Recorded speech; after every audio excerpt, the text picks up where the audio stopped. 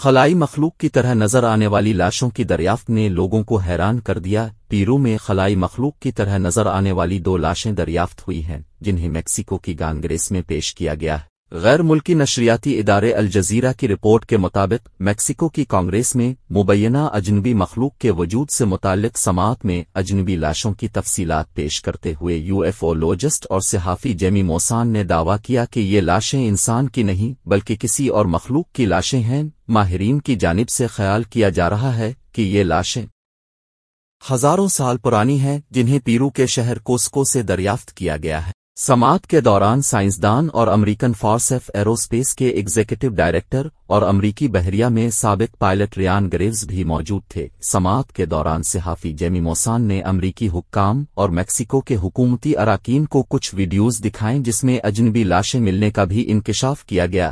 انہوں نے گانگریس میں حلف لیتے ہوئے کہا کہ یہ لاشیں ہمارے زمینی ارتقاء سے تعلق نہیں رکھتی، یہ UFO کے ملبے سے نہیں ملے بلکہ قدیم سرنگوں سے دریافت ہوئی ہیں۔ دی انڈیپینڈنٹ کی رپورٹ کے مطابق ماہرین نے ایسے دعوے کیے ہیں جو ابھی تک درست ثابت نہیں ہوئے۔ یہ بات قابل غور ہے کہ ماضی میں دریافتوں کے بارے میں ان کے کچھ پچھلے دعوے بعد میں غلط ثابت ہوئے تھے۔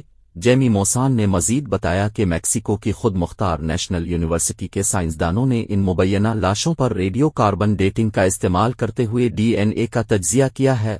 انہوں نے بتایا کہ میکسیکن میڈیا کی رپورٹ کے مطابق ان لاشوں کے DNA کا تقریباً 1/3 حصہ ابھی تک معمہ ہے۔ سماعت کے دوران مبینہ لاشوں کے ایکس رے بھی پیش کیے گئے۔ ماہرین نے دعویٰ کیا کہ لاشوں میں سے ایک میں انڈے موجود تھے۔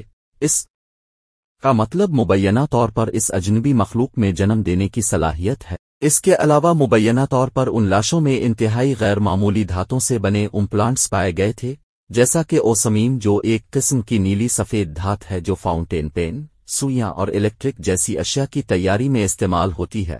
اس مبینہ دریافت کے بعد دنیا بھر کے لوگ تجسس میں مبتلا ہو گئے ہیں اور زمین سے باہر کی زندگی کے حوالے سے انسانی معلومات اور سمجھ سے متعلق کئی سوالات اٹھائے جا رہے ہیں۔